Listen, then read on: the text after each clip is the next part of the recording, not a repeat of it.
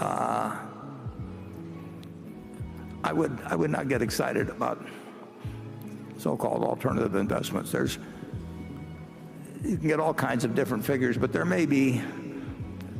probably at least $1 trillion committed to buying, in effect, buying businesses. And if you figure they're going to leverage them,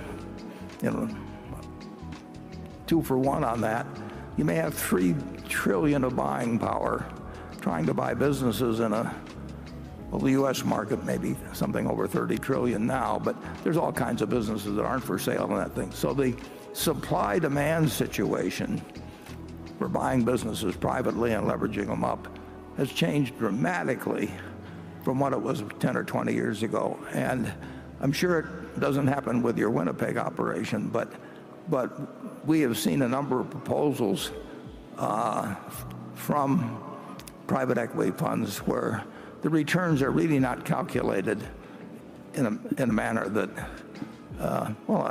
they're not calculated in a manner that I would regard as honest. And so it's not something. If I were running a pension fund, I would be very careful about what was being offered to me. If you're going to have a choice in Wall Street between being a great analyst or being a great salesperson, the salesperson is the way to make it. If you can raise $10 billion in a fund and you get a 1.5% fee and you lock people up for 10 years, you and your children and your grandchildren will never have to do a thing if you were the dumbest investor in the world. Charlie? Well, I think what we're doing will work more safely than what he's doing. But I wish him well.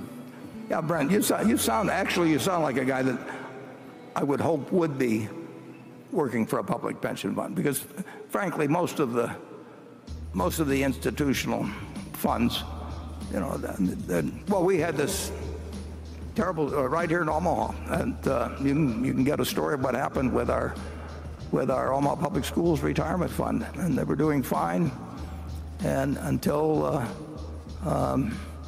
the manager started going in a different direction, and the trustees here, perfectly decent people, and the manager done okay to that point, and it became. They were smarter in Winnipeg than they are here.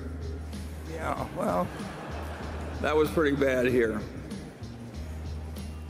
It's not a fair fight, actually, usually when a bunch of public officials are listening to people who are motivated to, who really just get paid for raising the money. Everything else is gravy after that.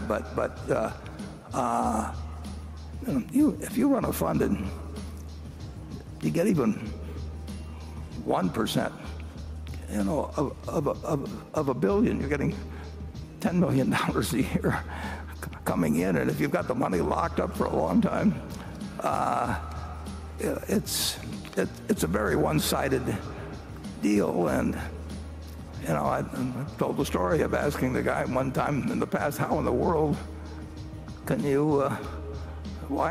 you ask for 2 and 20 when you really haven't got any kind of evidence that you are going to do better with the money than you do in an index fund? And he said, well, that's because I can't get 3 and 30. What I don't like about a lot of the pension fund investment is I think they like it because they don't have to mark it down as much as it should be in the middle of the panics. I think that's a silly reason to buy something, because you're given leniency in marking it down. Yeah, and when you commit the money, in the case of private equity often,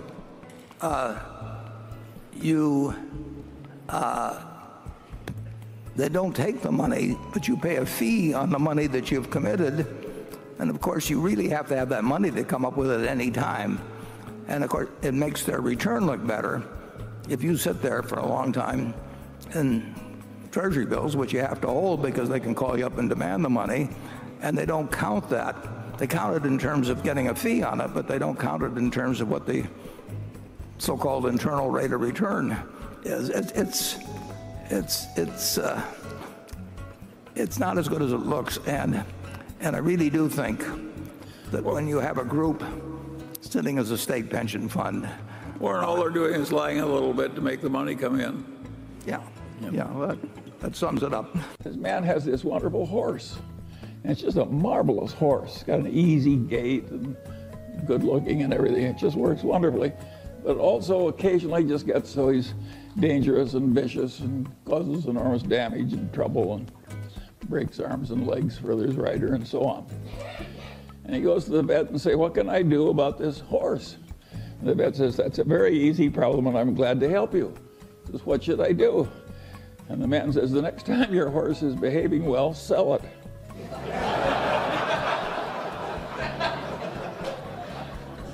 Well, think of how immoral that is. And haven't I just described what private equity has to do?